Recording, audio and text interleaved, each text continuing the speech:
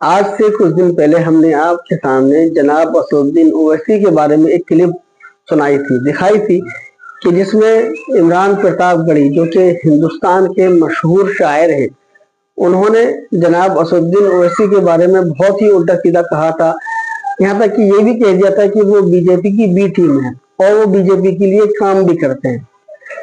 لیکن جناب اسدالدین اویسی نے اس بارے میں کیا کہا وہ بھی ہم نے آپ کو سنایا تھا۔ اب ہم آپ کو ہندوستان کے بڑے بڑے علماء کرام جو کہ ہندوستان کی ناک مانے جاتے ہیں، جس میں مفتی سلمان اظہری بھی شامل ہیں اور دیگر بڑے بڑے علماء بھی شامل ہیں، ان لوگوں نے جناب اسدالدین اویسی کے بارے میں کیا کہا ہے۔ کیا واقعی میں جناب اسدالدین اویسی صاحب بی جے پی کی بی ٹیم ہے؟ آپ سنیں اور فیصلہ کریں اور ہمیں کمنٹ سیکشن میں ضرور بتائیں۔ ویڈیو کلپ آپ کی اسکرین پر۔ اچھا پترکار، اس کا ایک انٹرویو میں نے سنا، اس نے کہا کہ مسلمان پاگل ہیں، مسلمان بالکل بیوقوف ہے کہ اس کو بیرسٹر اسدالدین اویسی جیسا نیتا ملا ہے اور وہ اس کی قدر نہیں کر رہے ہیں۔ یہ کون، کس نے کہا؟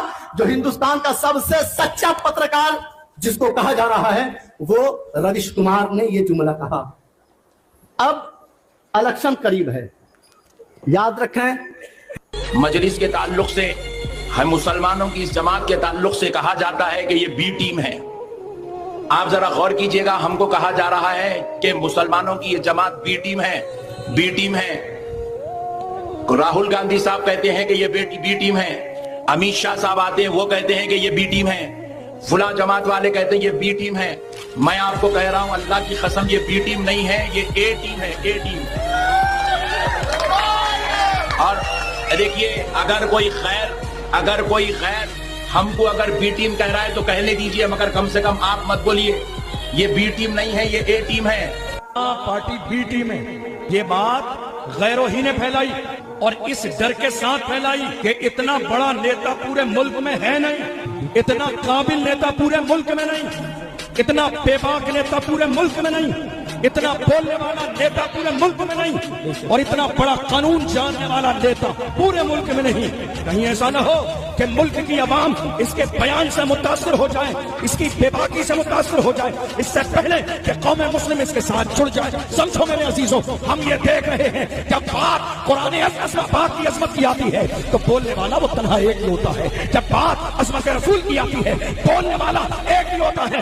ناموس رسالت کے مسئلے پر بڑی بڑی خانقاہوں میں شہزادے میٹھی نیند سو رہے تھے، اس زمانے میں امتیاز جلیل نے اتنی بڑی ریلی نکالی، دنیا کو پتہ چل گیا محمد کے غلام بھی زندہ ہے۔ خدا کی قسم روک لو اسدالدین اویسی کو حیدرآباد واپس جانے سے۔ اگر اسدالدین اویسی دوبارہ حیدرآباد چلے گیا تمہارا بہار میں نام و نشان مٹا دے گا، تمہارا بہار میں کوئی نیتا نہیں رہے گا، تم چلاتے رہو گے، تم پر ظلم ڈھایا جائے گا، تم کوئی سننے والا نہیں۔ اویسی صاحب خود کہتے ہیں لوگوں سے میدان امتحان سے گھبرا کے ہٹ نہ جانا، میدان امتحان سے گھبرا کے ہٹ نہ جانا، تکمیل زندگی ہے چوٹوں پہ چوٹ کھانا، لیکن بس ان کی جرأت اور ہمت کو سلام۔ ایک لیڈر ایسا ہو کہ جس کے نام پر جنتا جمع ہونے لگے، اللہ تعالیٰ نے ایسا لیڈر ہندوستان میں عطا فرما دی۔ اتر پردیش کے جس شہر میں آپ جاتے ہیں لاکھوں لاکھ کا مجمع امن پڑتا اویسی صاحب کو سننے کے لیے۔ ہم تیجسوی یادو سے کہنا چاہتے ہیں کہ میرے بھائی، اگر آپ چاہتے ہیں کہ بہار میں آپ کی سرکار بنے اور ہم بھی چاہتے ہیں کہ بہار میں آپ ہی کی سرکار بنے، اگر آپ چاہتے ہیں کہ بہار میں بی جے پی کی سرکار نہیں بنے تو جائیے بیرسٹر اسدالدین اویسی صاحب کو آپ اپنے ساتھ لے لیجیے۔ آج جب بھی ہمارے ملک میں ہمارے دین کے خلاف، ہمارے شریعت کے خلاف جب قانون بنایا جاتا ہے تو میرے بھائیوں بتائیے کہ سب سے پہلے اس قانون کے وروध میں کون کھڑا ہوتا ہے؟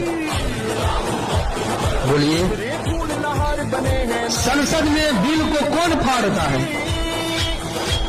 مجھے تو صرف اور صرف ایک ہی شعر نظر آتا ہے، وہ ہے بیرسٹر اسدالدین اویسی صاحب۔ تو میرے بھائیوں مجھے بتائیے کہ ہمارے ووٹ کے حقدار بھی کون ہیں؟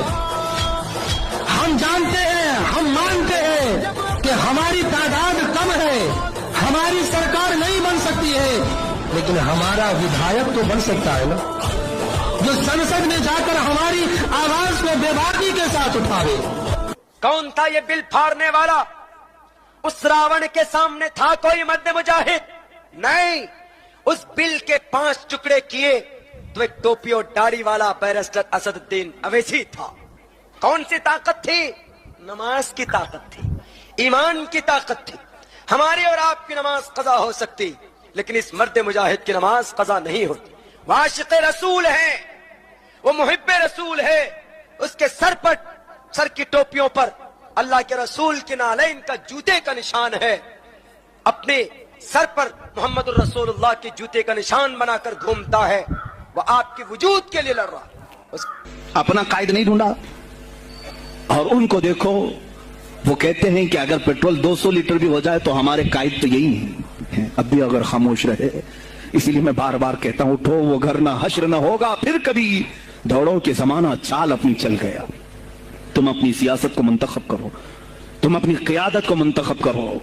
और अगर अभी भी सियासी लाशऊरी की जिंदगी गुजारते रहोगे, लुक्मे बनते चले जाओगे।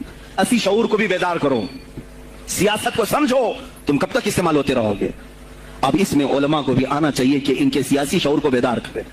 तुम्हारे साथ आज जो खेल खेला जा रहा है, तुम हर एक की जय विजय करते हुए हर पार्टी के पीछे जाते हो। तुमने आज तक अपना कायद नहीं ढूंढा, अपना कायद नहीं ढूंढा।